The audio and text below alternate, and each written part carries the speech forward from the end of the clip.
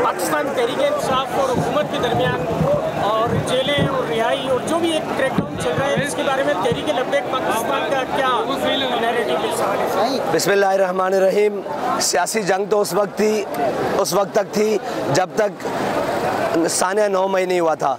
अब तो रियासती जंग है, उस दिन के बाद तो रियासती, और वो जंग भी उससे पहले शुरू हो चुकी थी। जो नैरेटिव बनाया गया है, जो भी बोया है, वो काटना तो पड़ेगा और उसके ही ये असरात हैं। हम ये समझते हैं कि अगर सियासत करनी है तो वो भी अपनी हुदूद में होनी चाहिए, और अगर इदारों को रहना है तो वो भी अपनी हुदूद में रहना चाहिए। पेट्रोल के खिलाफ जो है आप काफ़ी दिन से सरापा एहतजाज हैं और पेट्रोल में कुछ कमी भी हुई है। आप पेट्रोल के रेट को कहाँ तक ले जाना चाहते हैं? और दूसरा ये कि मरदमशुमारी पर आपको क्या एतराज़ात?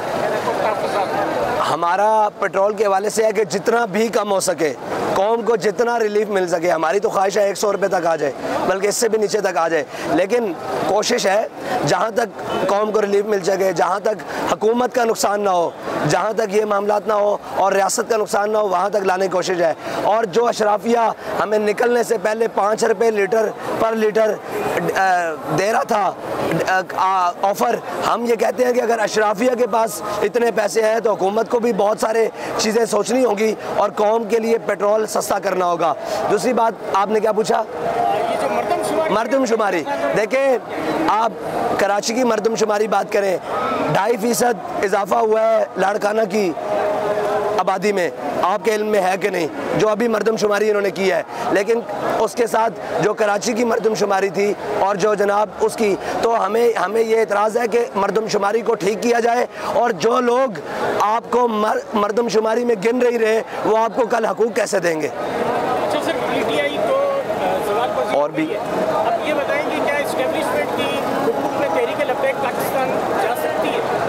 किसके हकूक़ में? PTI के सवाल के बाद क्या तहरीक-ए-लब्बैक पाकिस्तान इस्टेब्लिशमेंट की हुकूक में जा सकती है?